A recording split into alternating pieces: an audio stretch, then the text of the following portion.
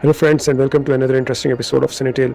आज हम रीचर के सीज़न 4 की फर्स्ट 3 एपिसोड को एक्सप्लेन करने जा रहे हैं। तो यहाँ पे स्पॉइलर अलर्ट जो है मौजूद है। तो रीचर जो है वो अमेजोन की one of the most popular thrilling series है। तो अगर एक मिस्टीरियस डेथ, एक फ्लैश ड्राइव और एक ऐसी पावरफुल फोर्स जो ट्रुथ को सामने लाने से रोकने के लिए कुछ भी कर सकती है, जैक रीचर के सामने इस मरतबा एक किलर नहीं बल्कि एक पूरी कॉन्स्पिरेसी है। डीप स्टेट कुछ हाइड कर रही है और लोग डिसअपियर हो रहे हैं। हर एक नया क्लू जो है खतरनाक सिगरेट की तरफ इशारा कर रहा है। आखिर ऐसा क्या है जिसे छुपाने के लिए लोग अपनी जान तक देने के लिए तैयार हो जाते हैं। तो एपिसोड 1 के शुरू में हमें नजर आता है कि जैक रीचर जो है वो सबवे में एना नाम की एक खातून को देखता है और उसका बिहेवियर इससे सस्पिशियस लगता है। वो समझता है कि शायद सुसाइड बॉम्बर है और ये एक टेररिस्ट अटैक करने जा रही है। जब वो उसको कन्फ्रंट करता है और उसको बताता है कि वो कॉप है, तो वो एना जो है वो रिवॉल्वर निकाल के सुसाइड कर लेती है। रीचर फौरन एक अहम विटनेस बन जाता है। पुलिस इसको गिरफ्तार तो नहीं करती, लेकिन इसको ले जाती है अपने साथ और इसको इसके सामने डिटेक्टिव तमारा और शॉन जो है वो इंटरोगेशन करते हैं। लेकिन यहाँ पे फेडरल एजेंट्स की एंट्री होती है और वो केस को टेकअप कर लेते हैं।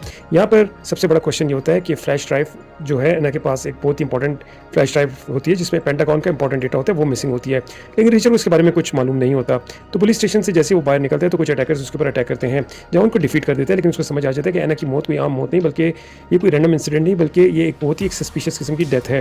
तो यहाँ पर रीचर जो है वो एना के भाई जैकब से मिलता है, जो अपनी बहन की मौत की हकीकत हासिल करना चाहता है और उसको इन्वेस्टिगेट कर रहा होता है। तो थोड़ी देर के बाद यहाँ पर उसकी मुलाकात लाइला से होती है, जो कि एक मिस्टीरियस लड़की होती है, जो कि रीचर को बताती है कि उसको इस फ्लैश ड्राइव की ज़रूरत है, बिकॉज एक कांग्रेसमैन है जो कि वो एक एक्स डेल्टा फोर्स जो है वो बेसिकली एक्सपर्ट रह चुका होता है और उसने कुछ कंट्रीज़ में एट्रॉसिटीज़ परफॉर्म की होती हैं, थर्ड वर्ल्ड कंट्रीज़ में। और लैला कहती है कि वो उसका जो है वो फादर है और वो ये कनेक्शन प्रूव करना चाहती है कि कांग्रेसमैन ही उसका फादर है, सो दैट वो उसको हेल्प कर सके उसकी हेल्थ से रिलेटेड इशूज़ को। तो यहाँ पर रीचर जो है थोड़ा सा सस्पिशियस हो जाता है लैला के बारे में और मजीद क्लूज़ को फाइंड आउट करने की कोशिश करता है। यहाँ पर जब वो बाहर निकलता है तो उसके ऊपर एक और अटैक होता है, जहाँ पे CIA जो है उसको ट्रैंकुलाइजर डार्ट्स के जरिए बेहोश करके ले जाती है। तो यहाँ पर फिर रीचर जब उठता है तो वो एक केज के अंदर मौजूद होता है, जहाँ पर उसको जो है बंद किया होता है। यहाँ पर उसको तमारा भी नजर आती है और साचे का भी नजर आता है। तो इनको जो है डीप स्टेट यानी कि CIA ने किडनैप कर लिया होता है। तो यहाँ पर CIA के एजेंट्स जो हैं वो रीचर को जो है बेसिकली उसे इन्वेस्टिगेट करते हैं और उससे फ्लैश ड्राइव के बारे में पूछते हैं। लेकिन यहाँ पर वो उनकी मूवमेंट को स्टडी करता है और स्केप कर लेता है और उन पर अटैक करके अपने साथियों को भी आज़ाद करा लेता है। यहाँ पर रास्ते में उसको एक जर्नलिस्ट मिलता है, फ्रीलांसर, जिसका नाम रसल होता है। रसल इनको अपनी गाड़ी में लेकर चला जाता है, उनको बताता है कि काफ़ी अर्से से CIA की ब्लैक साइट्स को मॉनिटर कर रहा होता है। अब यहाँ पर एक मसला सामने आता है कि एना का एक बेटा होता है जो कि मिसिंग होता है।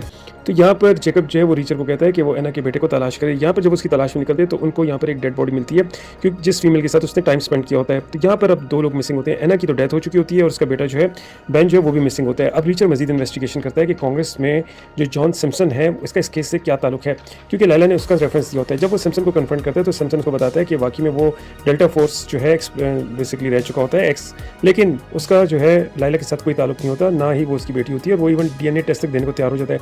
या रीचर को मालूम होता है वहाँ से निकलते हुए कि जो चीफ ऑफ स्टाफ होता है सिम्पसन का यानी कांग्रेसमैन का, वो भी उस वक्त मौजूद था ट्रेन के अंदर जब एना ने सुसाइड की। तो अब यहाँ पर जो है रीचर के दिमाग में डिफरेंट जो है पैटर्न बनना शुरू हो जाते हैं और जो कांग्रेसमैन सिम्पसन जो अभी तक लग रहा था कि वो इस केस का हिस्सा नहीं, वो भी अब इस केस का बहुत इंपॉर्टेंट जो है हिस्सा बन चुका होता है। तो यह काहिल जो है वो केहिल जो है वो क्यों वहाँ पर मौजूद था ट्रेन के ऊपर, ये सबसे बड़ा क्वेश्चन है जो कि कांग्रेसमैन को सस्पिशियस कर देता है। अब तीसरे एपिसोड की तरफ आते हैं, जहाँ पे रीचर और इसकी टीम इन्वेस्टिगेशन को आगे बढ़ाते हैं। लेकिन लायला की स्टोरी मजीद कॉम्प्लिकेटेड हो जाती है।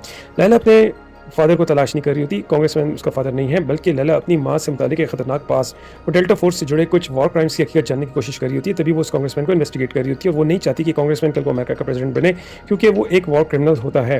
तो यहाँ पर रीचर के ऊपर दोबारा से अटैक किए जाते हैं, जहाँ पर वो इन अटैकर्स को वंस अगेन जो है वो बीट करता है।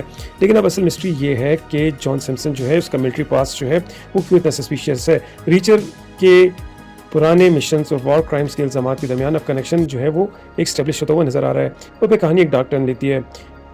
केहिल जो कि चीफ ऑफ स्टाफ होता है वो रीचर और कांग्रेसमैन की प्रेजेंस के दौरान एक क्रिटिक बात करता है और सुसाइड कर लेता है। इसकी मौत रीचर को यकीन दिलाती है कि यहाँ पे डीप स्टेट इन्वॉल्व है, यहाँ पे बहुत ही पावरफुल पीपल गवर्नमेंट के अंदर इन्वॉल्व है। यह एक ऐसी डार्क सीक्रेट ऑर्गेनाइजेशन है जो इस डेंजरस सीक्रेट को जो है वो बरी करना चाहती है और इस हद तक वो तमाम लोगों को जो है कत्ल करने पर मजबूर हो चुकी है।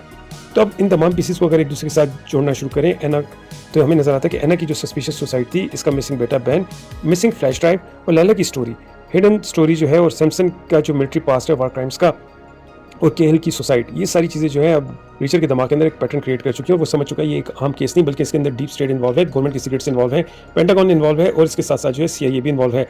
तो यहाँ पे मर्सनरीज भी इन्वॉल्व हैं, सीआईए भी इन्वॉल्व है और रीचर का मुकाबला जो है वो पूरी एक सिस्टम के साथ है। तो अब रीचर जो है एक सिस्टम के अगेंस्ट जो है खड़ा हो रहा है, जहाँ उसको फ्रीलांसर जर्नलिस्ट की भी जो है हेल्प की ज़रूरत पड़ी है और जहाँ पर जो है पुलिस इन्वेस्टिगेटर्स भी उसके साथ मिल चुके हैं। तो अगर आप रीचर की जगह होते और एक स्ट्रेंज औरत आपके सामने सुसाइड करती तो और गवर्नमेंट एजेंट्स आपके पीछे पड़ जाते, तो आप इस केस से कैसे दूर जाते? क्या आप ट्रुथ को फाइंड आउट करने की कोशिश करते, आप किस हद तक जाते? और अगर किसी पावरफुल शख्स का पास डेंजरस सीक्रेट से भरा हो, तो क्या आप उसको जस्टिस के सामने लेकर आएंगे? कमेंट बॉक्स में ज़रूर हमें इन्फॉर्म कीजिए। हमारे वीडियो को लाइक सब्सक्राइब जरूर कीजिए, चैनल को जो है उसकी बेल आइकन पर जरूर क्लिक कीजिए, सो दैट हम डेली बेसिस पर और जो अपकमिंग एपिसोड्स हैं उसके एक्सप्लेनर आपके लिए ला सके। Thank you for listening.